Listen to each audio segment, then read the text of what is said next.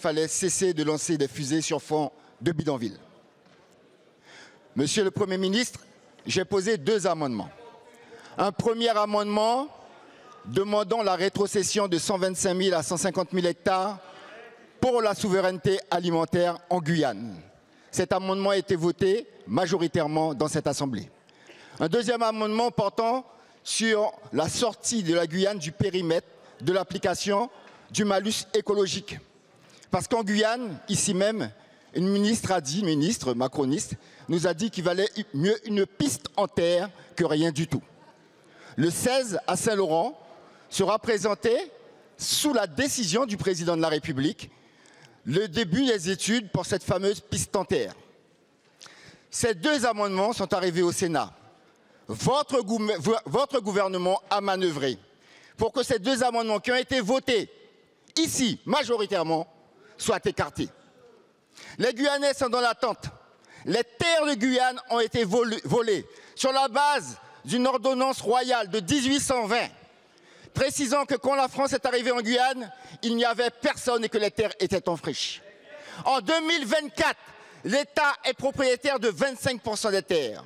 Pour construire un hôpital, le directeur de l'hôpital se demande où on pourra construire l'hôpital. Et cet hôpital, jusqu'à aujourd'hui, ce fameux CHU qui doit sortir en janvier 2025, il n'est pas encore financé. Et le choix qui a été fait pour la santé des Guyanais, c'est de réhabiliter un hôpital qui est totalement obsolète. Merci, monsieur le député. Merci beaucoup. Merci. La parole est à monsieur François-Noël Buffet, ministre en charge des Outre-mer.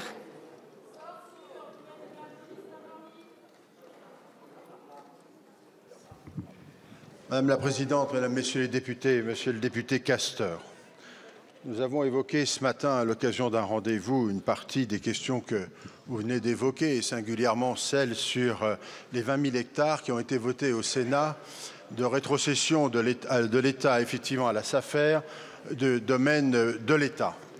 Je rappelle que ceci est le résultat d'un vote, d'un amendement qui a été déposé par votre collègue Georges Patient, sénateur lui-même de la Guyane, et je crois savoir après discussion avec vous. Et il y avait d'ailleurs un avis favorable du gouvernement pour la simple et bonne raison que la SAFER n'était en capacité de pouvoir gérer que ces 20 000 hectares au-delà d'autres qui lui seront ensuite transmises. Vous portez une question importante sur effectivement l'avenir de l'agriculture. Vous portez une autre question sur celle de la fameuse voirie, ce projet d'étude qui a été fait par les services de l'État et dont je vous ai dit qu'à ma demande, le préfet devait vous faire cette présentation. Elle sera faite car le président Riemann m'avait indiqué qu'il n'avait pas connaissance de ce dossier et j'ai donc souhaité que vous puissiez en avoir connaissance. Vous en aurez donc connaissance. C'est plus un porter à connaissance qu'une décision elle-même, la décision restant à venir. Vous posez la question des crédits suffisants pour la Guyane et pour les autres Outre-mer. Mais cher monsieur le député, dans quelques instants, vous allez peut-être décider que ce gouvernement doit s'arrêter. Vous porterez à cet instant-là, avec d'autres de vos alliances locales et du moment, la fin des budgets possibles pour l'ensemble de nos Outre-mer. C'est ça la réaction première. Il y a de nombreuses mesures qui font que, dès ce soir, elles s'arrêteront pour l'Outre-mer. Et chacun ici, en conscience, qui va voter tout à l'heure, aura dans sa conscience cette responsabilité.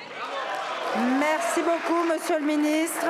La séance des questions au gouvernement est terminée. La séance est suspendue. Elle reprend à 15 h sur la lecture des conclusions de la